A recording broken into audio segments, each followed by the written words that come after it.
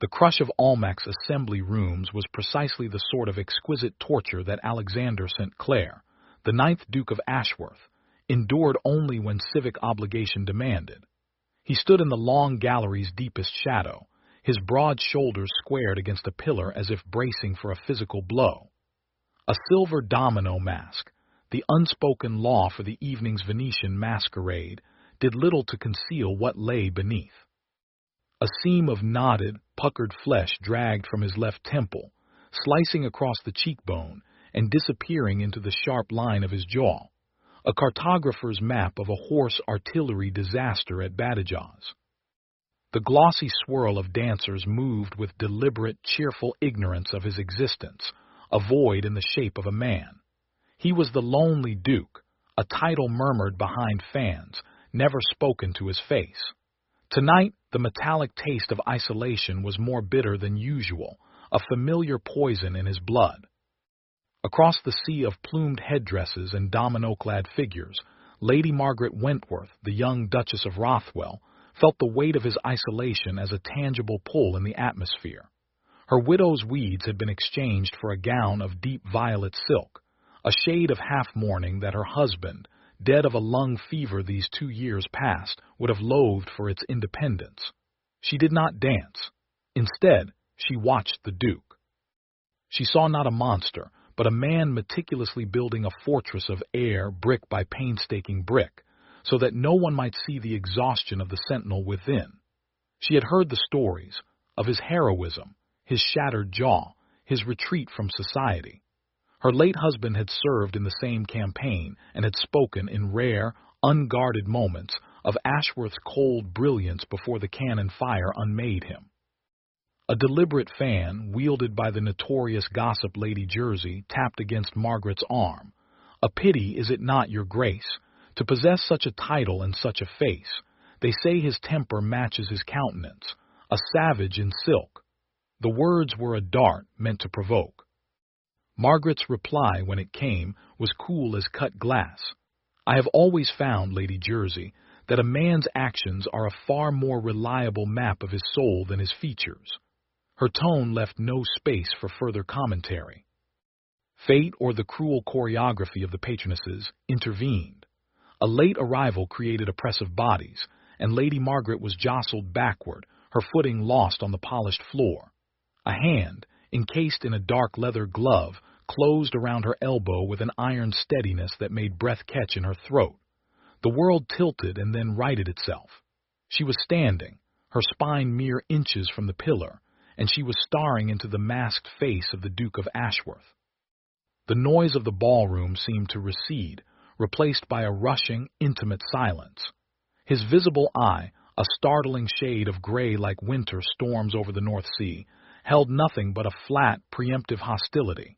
He was expecting the flinch, the sharp intake of breath, the hastily averted gaze of a delicate lady confronted with his ruin. He did not receive it. Margaret's gaze was steady, a calm, profound lake absorbing a shock of lightning. She looked at the ruined skin, the tight line of a mouth that had likely forgotten how to smile, and then back to his eyes. What he saw reflected there was not disgust. It was a mirror of something far more disarming, recognition of a fellow captive. "Your Grace," she said, her voice low and composed, "I am indebted to your quick reflexes." He released her arm as if her touch were a brand. The momentary connection was severed. "See that you do not make a habit of it," he said, his voice a low, grating rasp, the result of a wound that had nearly stolen his speech. The next pillar might not be so conveniently placed. It was a dismissal, a verbal slap intended to push her back into the laughing, careless world she belonged to. He was protecting himself, she realized, driving her away before she could deliver the wound he was certain was coming. The assumption was so arrogant, so profoundly self-centered, that a spark of anger ignited in Margaret's calm. She did not simper or retreat. Instead, she offered the smallest, saddest of smiles. "The convenience of pillars, your Grace, is that they are often ignored until someone stumbles. Good evening." She turned and merged back into the crowd, her heart a frantic, stuttering bird against her ribs. She left behind not a triumph, but a ghost. Alexander sent. Claire remained frozen, the echo of her steady, pitiless gaze rattling the bars of his gilded cage. For the first time in a decade, the silence he carried felt less like a shield and more like a sentence. Part 2. A letter from the shadows.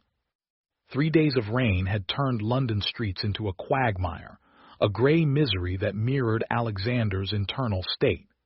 The image of the young Duchess of Rothwell refused to dislodge from his mind, the steady, dark-eyed look, the hushed sadness in her voice as she'd spoken of pillars. It was an unsolved cipher, a splinter in his meticulously ordered solitude. His valet, Mr. Finch, a former rifleman who had pulled Alexander from the burning wreckage at Badajoz, moved silently about the study.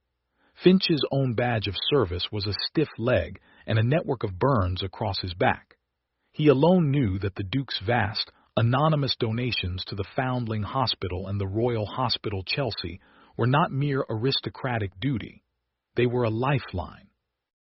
Finch, Alexander's voice rasped, halting the man's progress. The new ward at the Chelsea Hospital, the one for soldiers with severe disfigurement. Who established it? Finch paused, his hand tightening on the silver coffee pot. An anonymous benefactress, Your Grace. The matron calls her the widow's offering. Funds everything from the special surgical instruments to the tinted spectacles that hide the worst of the scars. A guardian angel, some say. A gut instinct, sharp and immediate, seized Alexander. The Duchess of Rothwell was a widow. Her late husband had been a colonel. The pieces clicked into place with the force of a physical blow. The woman he had dismissed as a gawking society ornament was the same anonymous angel who funded the very sanctuaries he supported from the shadows. He had to know for certain. The compulsion was a madness. That evening he wrote a letter, not the warm, inquisitive note a normal man might pen, but a cold, almost accusatory missive on heavy, unadorned paper. It was formal, stiff, inquiring in clipped terms if Her Grace was aware of the administrative inconsistencies in the hospital's supply chain, a fabricated, businesslike pretext. He signed it simply, Ashworth. A reply arrived the next morning. The handwriting was crisp, decisive, with no superfluous curls. She did not address his tone. Instead, she systematically dismantled his fabricated concerns with a detailed, itemized account of the supply chain logistics, complete with the names of the 3 different shipping merchants and a critique of the War Office's bureaucratic lethargy. She concluded with a single, devastating line. Your Grace's sudden interest in the particulars of lint and liniment is noted. Perhaps a visit to the institution you so generously support might offer a more concrete education than epistolary inquiry. She knew of his anonymous donations. The woman had not only observed his cage, she had been examining its foundations for years. Seated at his massive oak desk, Alexander stared at the letter, a tremor in his scarred hand that had nothing to do with his old wounds. He felt exposed, a fortress outflanked not by a cannon but by a quiet, methodical siege. He wrote back. This time he forgot the pretense of business. He asked a direct question. Why the disfigured soldiers specifically? Theirs is a forgotten war, fought in the private shambles of their own bodies. Her reply was slow to come, a full 4 days of silence that stretched his nerves to a raw edge. When it finally arrived, the paper was different, softer, as if written late at night, because the world is already so very expert at looking away. A man who has given everything for king and country should not, upon his return, have his sacrifice met with averted eyes. Their dignity remains. It is simply our vision that is too weak to perceive it. Alexander read the words a dozen times. He saw, in the elegant yet firm strokes of her pen, not a platitude but a manifesto. She was not healing soldiers. She was indicting a society that saw only surfaces, and her indictment fell upon him, the master of the averted eye, the architect of his own fortress of solitude. The intellectual sparring was a new language, a secret bridge built of paper and ink, stretching between the lonely Duke in his shadowed study and the beautiful Duchess in her sunlit drawing room across the square. And for the first time in over 10 years, Alexander felt the terrifying, exhilarating pull of a connection he was too afraid to name. Part 3. The Serpent's Whispers. Lord Percy Blackwood was a man sculpted from ambition and polished with charm. Golden-haired and blue-eyed, he possessed the easy, gleaming beauty of a Gainsborough portrait. He also possessed mounting debts and a keen, predatory sense for opportunity. The widowed Duchess of Rothwell, with her independent fortune and impeccable lineage, was the prize he had marked as his salvation. He watched her with the patience of a snake. He noticed the faint, lingering look she directed across crowded ballrooms, not at him, but at the pillar of silent shadow that was the Duke of Ashworth. He noticed, too, the discreet letters that arrived for her on heavy, unadorned paper, a paper that matched the brand Ashworth used. The Duchess was keeping a secret correspondence with a monster. It was a fascinating and potentially ruinous piece of information. The opportunity for his manipulation arrived at Lady Featherstone's musicale, a crush of people held in a townhouse stifling with the scent of hothouse lilies and ambition. A mediocre soprano warbled an Italian aria, providing a convenient screen of noise. Blackwood, having ingratiated himself with one of Margaret's maids for a tidy sum, had secured his trophy, a letter from the Duke, discarded but whole. It contained nothing of an overtly romantic nature, a discussion of a Roman philosopher's views on duty, a sharp, dry observation on the absurdity of a recent political debate. Yet, in the hands of a skilled actor, its very existence was a powder keg. As the aria reached its final, screeching crescendo, Blackwood engineered his drama. A calculated stumble near Lady Margaret's chair sent a glass of champagne spilling directly over her silk skirts. In the chaotic flurry of apologies and handkerchiefs that followed, he deftly slipped the folded letter from his pocket and let it fall from her reticule as he retrieved it for her. "Your Grace, you've dropped your correspondence," he announced, his voice carrying with theatrical clarity across the suddenly attentive room. He made a show of unfolding the heavy paper, his eyes scanning the words with a fabricated expression of scandalized awe. A missive from a gentleman, and such a bold, intimate hand. The room fell into a predatory hush. The soprano had finished. Lady Margaret went very still, the blood draining from her face. She saw the paper, recognized the distinctive, unadorned sheet. Her gaze snapped to Blackwood, and in his gleaming blue eyes she saw not an accident but a meticulously baited trap. "Lord Blackwood," she said, her voice a blade of ice, "you will return my property." But the damage was done. The letter was plucked from Blackwood's hand by a gleeful Lady Jersey, who devoured its contents with her eyes. "Ashworth," she breathed, the name a scandalized whisper that rippled outward like a stone dropped in a still pond. "The Duke of Ashworth is your secret philosopher, your Grace." The murmurs that followed were not of romantic intrigue. They were laced with a cruel, incredulous amusement. The lonely Duke, the scarred beast of Ashworth House, writing love letters. To her. The laughter started low, a series of titters behind gloved hands, imagining the twisted face of a monster leaning over paper, believing himself worthy of the beautiful Duchess's attention. It was a farce, a macabre joke. Margaret stood, her dignity a magnificent, frail shield against the rising tide of scorn. She did not look at the gossips. Her eyes, dark with a terrible, protective fury, searched the periphery of the room. She found him. The Duke of Ashworth stood frozen in a doorway, having just arrived. He had heard everything. He had heard the laughter.